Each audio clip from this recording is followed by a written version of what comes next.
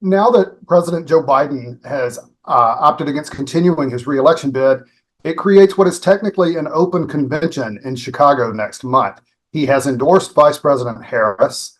There's going to be some closing of ranks that we are already seeing immediately, but there are party officials, party leaders around the country that want a true open process with multiple candidates. This is quite obviously such a moment in American politics and American history. There's not an obvious precedent. The closest thing to it was 1968, when President Johnson at the time opted, after primaries had begun, to state that he would not seek or accept his nomination, and that opened up the process for his party. This is different. We're going to see, even if Harris closes ranks, there's an obvious question of who her running mate would be and what that looks like. Does she wait? Does she make that announcement now as a part of trying to unify the party more quickly, or does she strike out on her own to shore up support and then name someone at the convention or immediately prior to the convention? There are a lot of questions here. So there's a lot up in the air, but one thing is clear.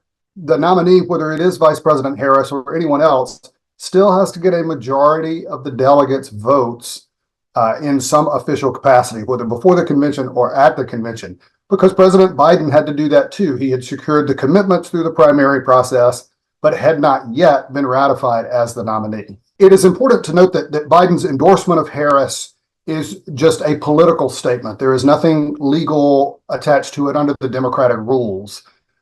He had secured the delegates by running in all of those primaries earlier this year. He can release those delegates. He cannot legally obligate them to anyone else.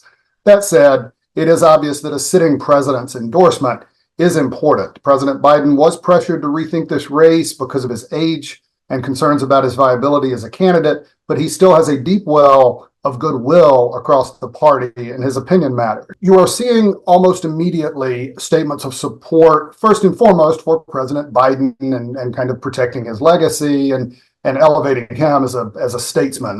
That's an effort we're seeing. And then secondarily, to more or less ratify what Biden has said in his endorsement of Harris, that she is the standard bearer now. You're going to see a lot of that. The question is how widely, how quickly that goes.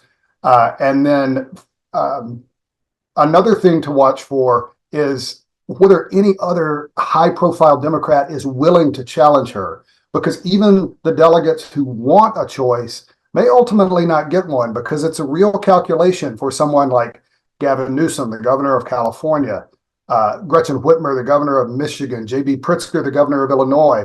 Do you want to take on a barrier-breaking, historic vice president who has the endorsement of the sitting president? Do you want to pick that fight?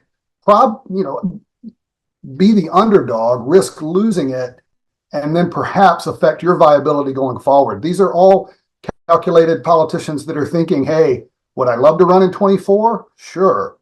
But can I run in 24 in a way that makes it impossible for me to run in 2028 or 2032? And you're going to see those kinds of behind the scenes calculations. And it may be that some of that closing of ranks becomes obvious simply because no one is going to say, sure, I want to run against Kamala Harris.